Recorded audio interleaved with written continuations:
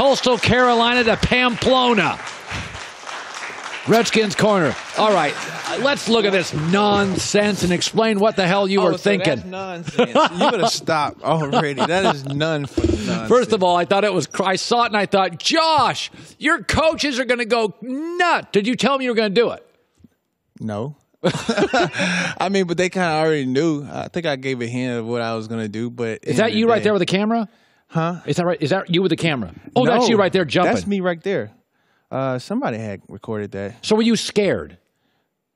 Was I scared? You wouldn't. You're running with a bull. No. You didn't have any anxiety. I think the excitement of it. Did you do it by yourself? Yes. Nobody else could do it. So you flew over there and said, I'm going to run with the Bulls. I've watched video. You know, crazy thing is, I didn't even think I was going to do that. I really didn't. Like, as soon as I got into the arena, I just saw all those people that were surrounded. It just felt like a gladiator moment. Right. You know, you was in a Coliseum of the sands, you know? And you was in that moment, and they just let a bull out. And I was like, whoa, wait a minute. I didn't sign up for this. And then as soon as the bull came out, it was just running around, taking people out left and right. It was. And I was just like, people running by it, just going by and just like tapping it, and then would move out the way of it, and it would just gore somebody. And I just saw it, and I was like, okay, well, everybody will run by it. I started doing the calculations in my mind and myself, and I was like, why don't I just jump over it? And you did.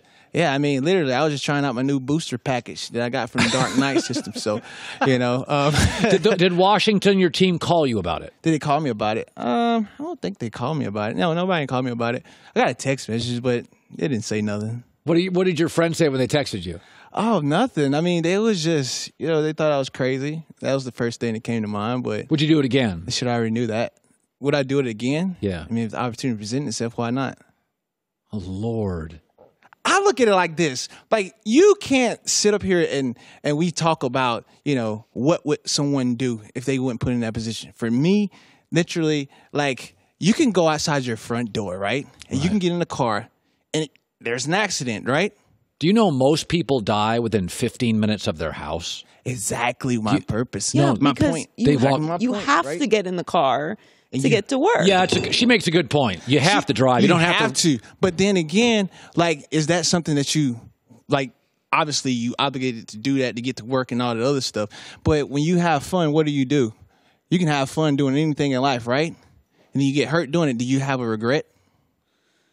Yeah, I think I would. We have a policy, Colin and I. But then, if the fun might end up in like death or extreme pain, we don't do it. Yeah, you don't do it. If I can, yeah. I mean, I've never gone out of me. I don't see it that way. Well, how do you see it? Well, I see it as taking on a challenge that I'm excited to do.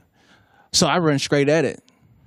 So you run straight at your challenges. I run straight at my challenges. Why avoid them? Why go to the left or right? Well, in all fairness, he also does run full speed into other people. I mean, I live on the edge all my life. You ran full speed at Gronk. Gronk didn't have horns, but it's kind of the same thing. No, but I look at it like this. I mean, you can live life and die tomorrow, or you can die and never lived. You know what I'm saying? Think about that. Like, you can live and die and not have anything worth it, or you can die and never live.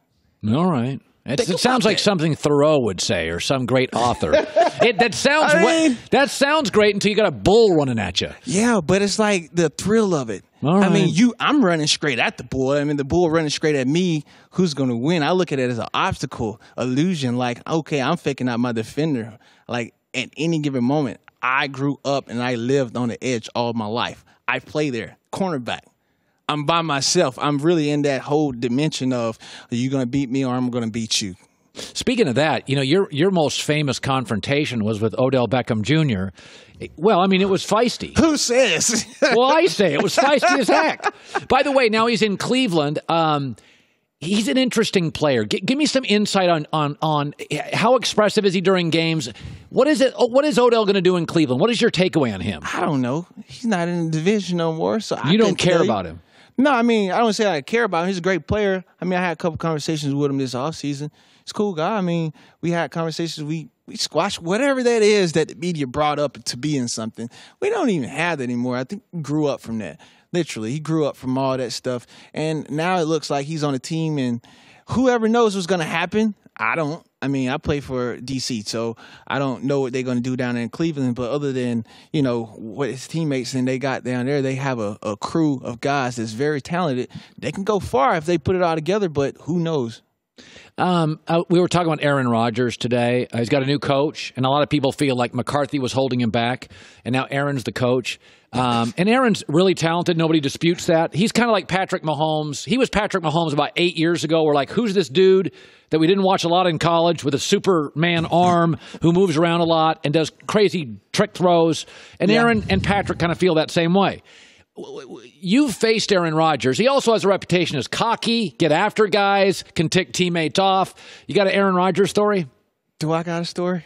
I always got a story for the wizard. I call him the wizard, man, because that guy, he can do it all. Right. He can do it all. So I would say when they came to us, they played us, it's always a battle of wits between me and him. It's always something that we battle because of where we at in the league. How high he is in the quarterback IQ and myself and the defensive back IQ. And literally, we're playing cat and mouse the whole game. I'm trying to set him up, and he's definitely setting me up. So I would say it was when they played us at our home in Washington, D.C., we was down probably on the 15, 20-yard line going in. I was on his number one receiver, Devontae Adams. You were on him, yeah. All right, and I think the play was actually going to go to the offense's left side like a run. And I was on the defensive left. So me and Devontae was one-on-one in this play, and Devontae was looking directly at me. A-Rod was looking over at Devontae, giving him the eye like, you already know he's going to check fade here. And he was going to do a back shoulder. I know this kind of because I already see how he moves, and I watch enough film, and I know how A-Rod, kind of prepares for these games. So I look at Devontae. I move slightly a hair outside of my alignment. He checks me and watch. He never looks back at A-Rod. And A-Rod trying to check, get his attention. The crowd's going crazy. So Devontae finally looked back at A-Rod. By the time then, the ball had snapped, and then he ended up running like a little in route. And A-Rod was going there first, and he had to eat it. And, man, after that play. What happened? I think he gave him some choice words. He gave him a lot of choice words. You heard it? Did I hear it? I went up to it and tried to say, hey, relax. He's okay. Leave him alone. And Aaron was ticked. He was hot.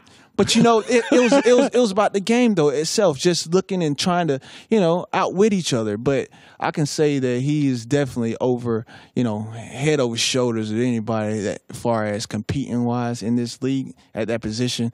I mean, you only got like a handful of guys who's at that level, and he's one of them. By the way, Dwayne Haskins, who I liked out of college at Ohio State, he's young. I don't know if he's quite ready to start, although I think he has a chance to be really, really good. All right. What have you seen of him? What do you know of him so far? Because he may be pressed into starting duty, Josh. Yeah, I mean, he just may be. But the thing is whoever is going to give us the best opportunity to win games, that's all I care about, really. If he's pressing to the line and he's the better choice, then guess what? We'll go with him. But if he's not, then we'll go with, other quarterback. And that's all great, and that's all fine and dandy. Whoever is the quarterback, we got to start with that. What have you first. seen with him? What I've seen, he's got a big arm. I mean, he has a big arm. He has a talent to be in the league that, he can last long. In case he's there too, and he's going to help him, support him. We got Colt too. So you can't really look out side of him so much than you can the other guys that's on the field, battling for that position because he's a big kid, man. He's coming to his league, and he can do some things, some great wonders, but it's going to take him some time. So we're about a week or two away from teams reporting to camp. Do you go into camp in game shape, or do you, obviously physically you need to hit for about 2 to 3 weeks to get ready?